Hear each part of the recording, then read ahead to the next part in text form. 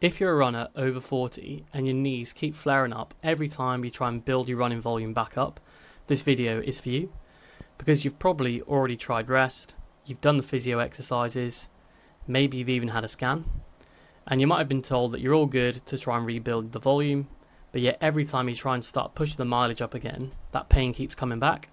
Same pain, same knee, just a different month. In this video, I'm going to show you exactly why this keeps happening and what you actually need to do to fix this properly.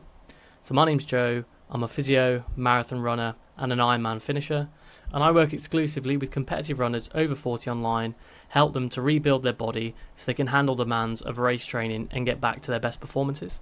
So here's what nobody actually tells you about a runner's knee. Rest doesn't fix it, it just makes it quiet. The moment that you start trying to build your running volume again, more miles, more intensity, more time on your feet, the same tissues that became aggravated before just get loaded again, and if they haven't been properly rebuilt in the meantime, they'll just continue to flare up and become more painful as your volume and intensity begins to build. That's why you end up in the cycle, and that's why the pain keeps coming back. And here's why this gets worse if you're over 40. Your aerobic fitness recovers fast, so if you've been on the sidelines for a few weeks and then you rebuild your running volume, after just a couple of weeks, you feel like your cardiovascular fitness is coming back, you feel good, you feel fit, and you want to start pushing the volume. But your structural capacity, your tendons, your connective tissues, essentially the tissues around your knee that actually absorb the load when you're running, they recover much more slowly. So your fitness outpaces your structure. So you might feel ready before your tissues are actually ready, and that's when the knee goes again. So it's not bad luck and it's not age, it's a predictable, preventable gap. And if you're just resting or doing the generic physio exercises, you're not doing anywhere near enough to close that gap. Because the thing is, when runners' knees flare up, most runners do one of three things. They rest completely until the pain goes, and then they jump back into a generic running program and hope for the best. Or they do a few basic physio exercises, bodyweight squats, straight leg raises, maybe some foam rolling of the IT band. It feels a little bit better and they head back out, or they just try and run through it, back off when it gets bad, and end up in this constant cycle of almost training but never quite getting anywhere. Unfortunately, none of these actually fix the root cause, because the root cause isn't the knee itself. Runner's knee is almost always a low tolerance problem. Your knee is being asked to absorb more force than your tissues are actually currently capable of. The pain is just the signal. So there's actually a very useful concept in sport medicine called the envelope function. Essentially the range of load your knee can handle before it breaks down. So when you're injured or have been dealing with knee pain for a significant period of time, that envelope shrinks.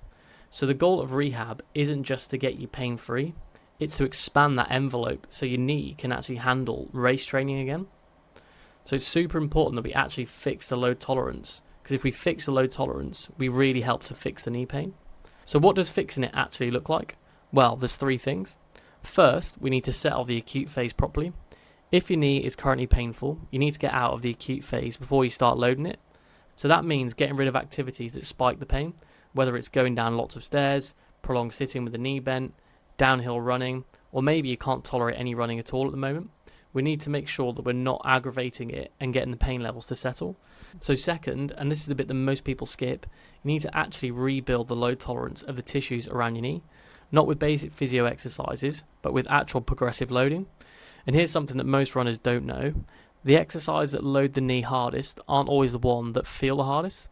So deep squats, lunges, these do create enormous patellofemoral load, but exercises done in shallower range, like step-ups, mini squats to 45 degrees, single leg presses, they can also build serious quad and glute strength with a fraction of the joint stress. So you're not avoiding strength work, you just need to be very smart about which exercise you choose, depending where you are in the rehab and the return to running phase.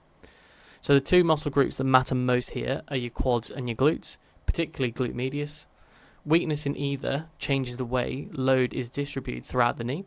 So strong quads, strong glutes, and your knee tracks properly under load, weak ones, and it doesn't. Third, your return to running needs to be structured around your current capacity. Most runners come back too fast, too soon, based on how they feel, rather than what their tissues can actually handle.